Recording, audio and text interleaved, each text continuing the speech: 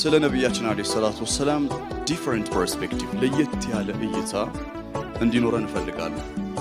መልእክተኛውን አለይሂ ሰላቱ ወሰላምን በእኔ እምነት እንወዳቸዋለን።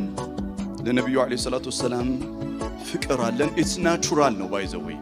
ለነብዩ አለይሂ ሰላቱ ወሰላም በፍቅር ልቦናችን መሞላት አላህ በልባችን ውስጥ ዲቫይንሊ በመለኮታዊ አሰራር ያደረገው ነው።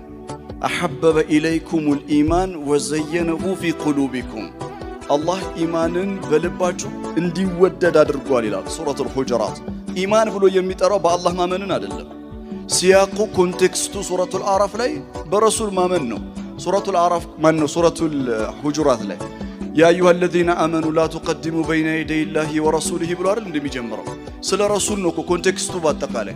ከዛ أحبب إليكم الإيمان ኢማንን በልባችሁ ውስጥ አስቦታል ይላል። ማለትም ረሱልን ማፍቀር አለይሂ ሰላቱ ወሰለም ረሱልን መውደድ it's divinely decorated in our hearts በልቦናችን ውስጥ አላህ በተፈጥሮ ያጌጠው ነገር ነው። ነገር ግን እኛ ጋር የጎደለ አንድ የሚታየኝ ነገር አለ። ወላሁ አለም ይህንን ቀዳዳ በጣም መሙላት አለብን። እርሱ ምንድነው?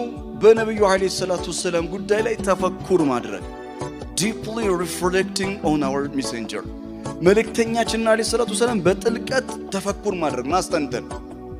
ዛሬ አንድ ነጥብ አሳያችኋለሁ። መግቢያ ላይ የቀራሁት ሱረቱል ሂጅር ምዕራፍ 15 ላይ ያለ አያ ነው።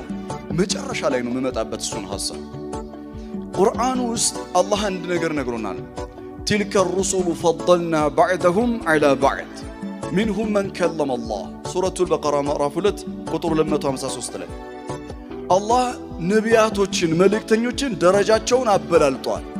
እኔና እናንተ በሁሉም መልእክተኞች ላ ንፈሪቁ በይነ አሐድን ሚን ሩሱሊ በማመን ጉዳይ ሁሉንም መልእክተኞች እኩል አምነን እንቀበላለን።